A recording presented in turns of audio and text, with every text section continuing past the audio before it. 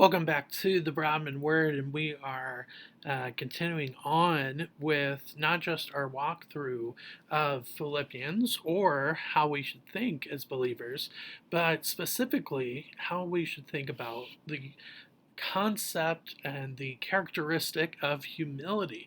So, earlier this week we looked at humility seen in the example of Christ. Today we will see humility through the examples of Paul, Timothy, and Epaphroditus. So, turn back to Philippians chapter 2 with me. We're going to start at verse 12 today, though. So, Philippians chapter 2, verse 12. Therefore, my beloved, as you have always obeyed, so now, not only as in my presence, but much more in my absence, work out your own salvation with fear and trembling.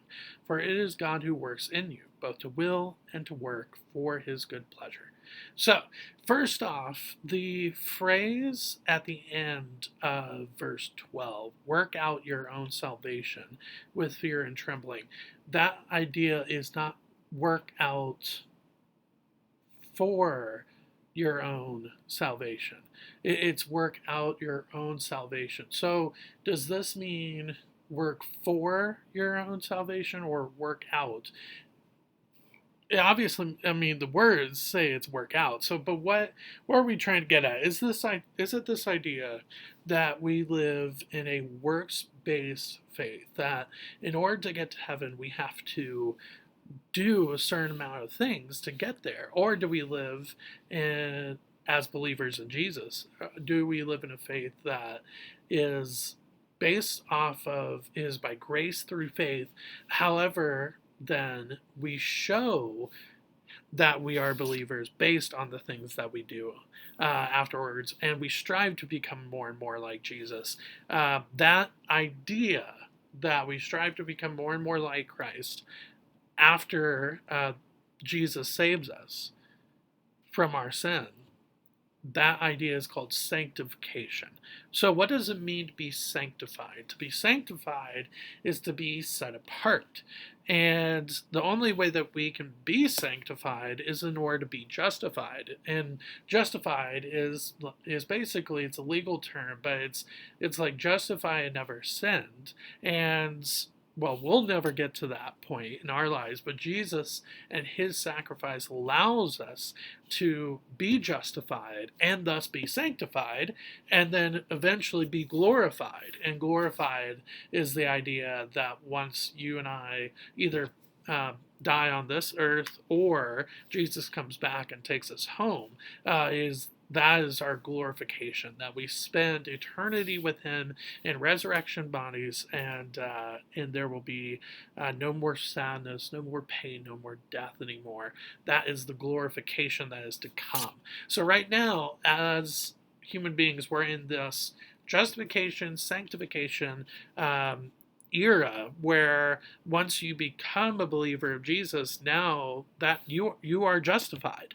And so now you are working that out through sanctification. Not working for your salvation, but working out your salvation. And that is what, again, is called sanctification. So Paul is asking here that to work out your sanctification, not because he's talking to the Philippians, not because, don't work out your sanctification when your pastor is there. Don't work out your sanctification when your parents are watching or when your friends are watching. You should be working out your sanctification all the time. And when it says fear and trembling, it's interesting, this concept. So fear, we think about, oh no, it's something really scary. Like for me, I hate horror movies. So for me, I would be very fearful during those movies, but it's a different kind of fear. It's a reverential fear. Now, trembling, that can be two things. Either one is a response to something that is incredibly exciting and joyful, or it is a response to something that is very scary. And so trembling, I think, here refers to the reverential fear that we experience when we are talking about the Lord, when we are in His presence. I think that's what is, yeah, that is what we are talking about. And then, of course, for it is God who works in you both to will and to work for His good pleasure. And to me, that's the most encouraging thing about the Christian life, is that even the good things I do, I'm not really, yes, I do them literally, but it is only through Christ and the Holy Spirit and His guidance that I'm even thinking about those things. It doesn't mean that somebody who's an unbeliever is 100%, like they're 100% thinking evil thoughts all the time. It's not like an unbeliever will never have a good thought at all, or they'll never do a good thing at all, but they won't have the godly motives behind those thoughts, words, and actions.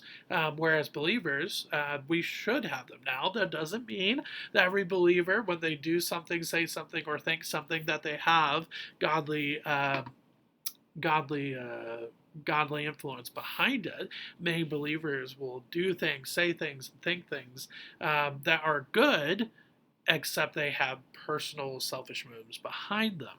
So it's a good reminder overall in verses 12 and 13. That's just those two verses. So let's continue to see. Do all things without grumbling or disputing in verse 14, that you may be blameless and innocent, children of God, without blemish, in the midst of a crooked and twisted generation, among whom you shine as lights in the world, holding fast to the word of life, so in the day of Christ I may be proud that I did not run in vain or work in vain. Even if I am to be poured out as a drink offering upon the sacrificial offering of your faith, I am glad to rejoice with you all. Likewise, you also should be glad and rejoice with me.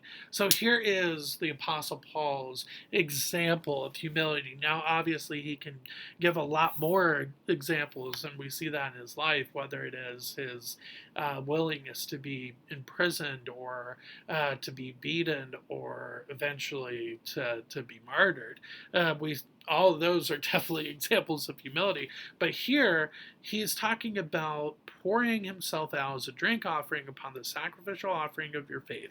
So what does that refer to? So being poured out as a drink offering is the idea that you are, in the Old Testament, that you would actually pour out the first fruits of your grape wine, like grape harvest, and you would pour those on the sacrifice before the Lord to show the first fruits of your work, as well as your sacrifice for your sin. That's kind of the idea behind it there in the Old Testament. And so here, he's being poured out as a drink offering, to give the idea that, look, I'm giving my all. The Apostle Paul, I've given my all to encourage you in the faith, and that's kind of what I'm seeing in verse 17 there. So with that being said, I think that's an incredibly important thing to hold on to and to remember. And not only that, but it's something that he's happy to do. And he's rejoicing over the fact that he gets to put his wants, his desires on hold for the cause of the gospel, and then also to encourage and to prop up the other believers that are around him and in his life. So with that being said, we could keep going with Timothy and Epaphroditus. However, I do want to give both of them and their examples the time. So we're actually just going to cut this short here with just the Apostle Paul's example of humility, which is, humility is a way to work out your salvation. Again, not work for, but work out your salvation. Being sanctified, being set apart, is a very humbling thing. And the Apostle Paul has showed us that today. So next week we will get to Timothy and Epaphroditus as we continue on. Thanks. Bye.